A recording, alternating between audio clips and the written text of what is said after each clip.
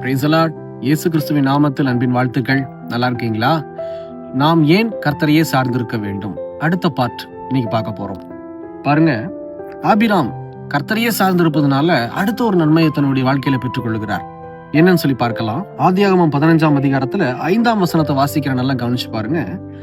அவர் அவனை வெளியே அழைத்து, நீ வானத்தை அண்ணாந்து பார், நட்சத்திரங்களை எண்ண உன்னாலே கூடுமானால் அவைகளை எண்ணு என்று சொல்லி, பின்பு அவனை நோக்கி, உன் சந்ததி இவ்வண்ணமாய் இருக்கும் என்றார். இது யார் சொல்றா அப்படின்னா, வானங்களை பூமி படைத்த சர்வ வளமுள்ள தேவனாகிய கர்த்தர் ஆபிராமுக்கு இந்த வார்த்தையை சொல்றார். எப்படிப்பட்ட ஆண்டவர் நம்ம கூட இருக்கிறாரு பாத்தீங்களா? எதனால அந்த வார்த்தைய ஆபிராமுக்கு சொல்லி கம்ஃபர்ட் பண்ணணும் அப்படின்னா, 2ஆம் வசனத்திலிருந்து வாசிக்கிறேன் பாருங்க. அதற்கு ஆபிராம், கர்த்தராகிய ஆண்டவரே, அடியேனுக்கு என்ன தருவீர்? நான் பிள்ளை இல்லாமல் இருக்கிறேனே.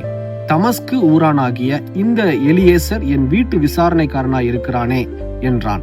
பின்னும் ஆபிராம், தேவரீர் எனக்கு புத்திர சந்தானம் அருளவில்லை. இதோ என் வீட்டிலே பிறந்த பிள்ளை எனக்கு சுதந்திரவாளியாய் இருக்கிறான் என்றார். பாருங்க, இந்த 2 மற்றும் 3 வசனத்துல ஆபிராம் அவ்வளோ மன குழப்பத்தோடு மன வேதனையோடு இருக்கிறார். அதாவது அவருடைய சந்ததி இல்ல. ஆண்டவர்ட்ட சொல்றாரு, ஆண்டவரே, எனக்கு பிள்ளை பாக்கியம் நீ கொடுக்கவே இல்லையா ஆண்டவரே? ஆனா என் வீட்டுல வேலை செய்யற வேலைக்காரனுக்கு பிள்ளை இருக்கு. நான் இறந்ததுக்கு அப்புறம், எனக்கு அப்புறம், எங்களுக்கு அப்புறம் அவனுக்கு தானே போய் எல்லாமே சேரும் அப்படின்னு சொல்லி, தன்னுடைய சந்ததியினுடைய அடுத்த சந்ததியினுடைய ஆசீர்வாதம் இல்லையேன்னு சொல்லி மனம் கசந்து தேவனோடு பேசும்போதுதான் கர்த்தர் 5ஆம் வசனத்துல ஆறுதலா பேசுறாரு. நீ வெளியில வா, வானத்து நட்சத்திரத்தை எண்ணிப்பாரு அப்படின்றாரு.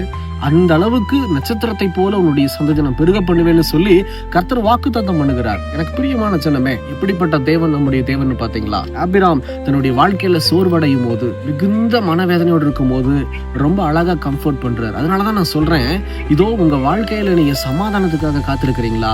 ஐயோ, எனக்கு ஆறுதல் சொல்ல யாருமே இல்லையே, என்னை தட்டி கொடுக்க ஆளே இல்லையே, என்னை தூக்கி விட ஆளே இல்லையேன்னு சொல்லி நமக்கு ஒருவர் இருக்கிறார். அவருடைய பெயர் தான் நசரேயனாகிய இயேசு கிறிஸ்து. அப்படி இருக்கும்போது அவர் நம்மை ஒருபோதும் கைவிட மாட்டார். நம்ம எப்பெல்லாம் துவண்டு போயிருக்கிறோமோ, கர்த்தர் அந்த நொடியில நம்முடைய இருதயத்தை தேற்றி நமக்கு வாக்கு தத்துவத்தை கொடுப்பார். என்னுடைய வாழ்க்கையில நிறைய காரியங்களை பார்த்திருக்கிறேன்.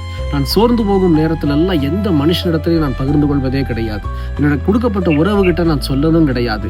ஒண்ணு ஆண்டவர்கிட்ட நான் சொல்லுவேன், ஏசப்பான்னு சொல்லி அழுகும் போது அவருடைய இருதயத்தில் ஆறுதல் நிறைந்த வார்த்தைகளை கொடுப்பது, என்னை கம்ஃபர்ட் பண்றத என்னால நல்லாவே உணர முடியும். யார் நம்பினாலும் நம்பாட்டே சரி, மன மகிழ்ச்சியை தருவதற்கு என் இயேசுவால மட்டும்தான் முடியுமே தவிர, என்னை கம்ஃபர்ட் பண்றதுக்கு என் இயேசுவால மட்டும்தான் முடியுமே தவிர வேற யாராலையும் முடியாதுங்கிறத என்னால உறுதியா சொல்ல முடியும். ஏன்னா நான் அனுபவிச்சிருக்கிறேன். நீ அனுபவிச்சு பார்த்தாதான் உங்களுக்கு தெரியும். அதனாலதான் ஆபிராம பாருங்க, அழகா ஆண்டவர் கம்ஃபர்ட் பண்ணி ஆபிராமுக்கு சொல்லப்பட்ட வாக்கு தத்துவத்தை நிறைவேற்றுகிறார் இல்லையா? இன்னைக்கு உங்களுக்கும் எனக்கும் அதே செய்ய விரும்புகிறார், அப்படியே செய்ய விரும்புகிறார். செபிக்கலாமா? கண்களை மூடி. எங்களை நேசிக்கிற நல்ல ஆண்டவரே, இந்த வேலைக்காக ஸ்தோத்திரம். ஆபிராம் ஆண்டவரை நீங்க ஒருபோதும் விட்டு கொடுக்கலையே தகப்பனே. ஆபிராமுடைய இருதயம் சோர்ந்து போன போது, புலம்பின போது உடனடியாகவே தகப்பனே, இப்படிதான் அவன் ஆசீர்வதிப்பேன்னு சொல்லி வாக்கு தத்தம் பண்ணினீரே, அப்படியாகவே தோ உண்மையே நாங்க சார்ந்திருப்போம்னு சொல்லி ஒப்பு கொடுக்கிறோம். உடைய பிள்ளைகளை என் தேவன் கண்ணோக்கி பார்த்து, ஆபிராமோடு நீங்க வாழ்ந்தது போல எங்க கூடயும் வாழுங்கப்பா. எங்களுக்கு ஆறுதலான வார்த்தைகளை கொடுத்து நித்தம் தேற்றி எங்களை தகப்பனை கைதூக்கி விடுங்க. உம்முடைய வசனத்தால் எங்களை ஆசீர்வதிங்க, நிறைவான பலனை காணச் செய்யுங்க. இயேசுவின் நாமத்தில் பிதாவே, ஆமேன், ஆமேன். கர்த்தர் உங்களை ஆசீர்வதிப்பாராக. கர்த்தரோடு ஒன்றி வாழுவோம். கர்த்தர் பலத்த வகையில உங்களை நன்மையினால மகிழச் செய்வாராக. எங்களுக்கு அவன் ஜெபித்துக் கொள்ளுங்கள். God bless you.